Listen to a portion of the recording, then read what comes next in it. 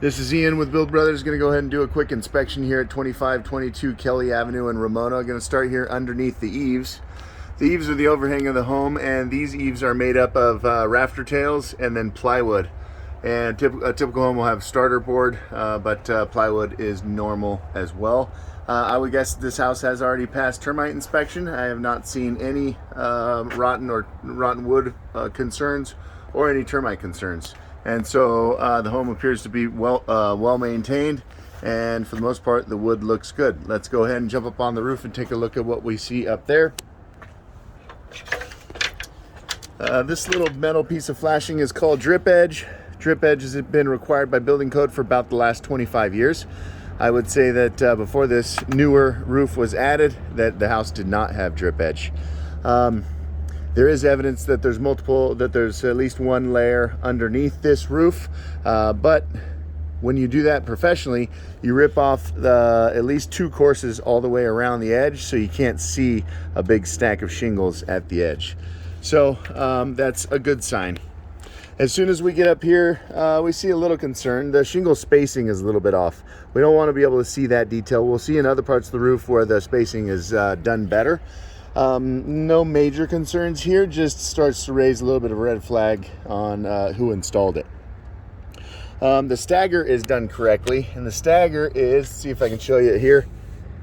That's the edge of a shingle, and that's the edge of a shingle. The manufacturer wants us to have 6 inches between that shingle stagger, so that does look good. Also, the nailing pattern looks good. The shingles are properly nailed. That's important in windy areas. The ridge caps are still in good shape. Those usually wear out first, and these are still in very good condition. The roof in general is in good condition. The material is still has plenty of life expectancy left in it.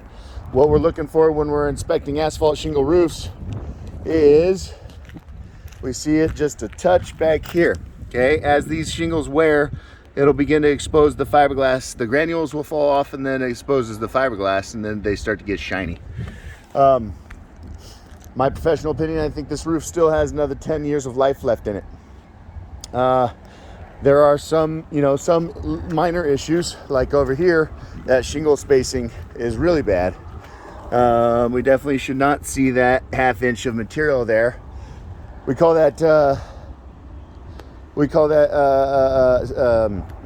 stretching the shingles. Basically, if you space them out further, you get to use less shingles on a roof. I don't necessarily think it's causing any issues on this roof. It may not even reduce the lifespan of this roof. If we look over here, we start to see some better spacing. Some of the discoloration is happening from the trees. A lot of times we want to keep any vegetation cut back from the roofing material because it will hold moisture, debris, and it'll end up breaking down the roof faster than it should. Looks like these have been cut back. Kind of a funky dormer vent. We don't usually use dormers on asphalt shingle. Not a big deal, but could have been installed a little cleaner. You know, had they just used a Black Henry's roofing tar or mastic, we wouldn't really even notice all of these big white flashings around, or reinforcing, kind of material around each of these penetrations. There is a flashing on this big air conditioning duct, so that's good. The mastic is a maintenance issue. Maybe it needs a new coat every 5 years or so. The skylights are a little funky. The flashing could have been installed a little cleaner, but we do have step flashing. We do have saddle metal, and so no major red flags there. We come down onto the flat, and there's 2 different types of, this is called a modified bitumen material. And if we look here, this is called bleed out, and that's asphalt. When you install this material, you use a torch and you heat it up, and you roll it out, and it bonds together, it sticks together. But if you don't use enough heat, then you don't have bleed out. You might not have the proper adhesion between the seams. So if we don't see the bleed out, then we start to test these seams and see if there's any glaring problems. Doesn't look like this roof has any ponding concerns. It looks like it's a nice little slope to it. And so I would say that that this roof still has some life left in it.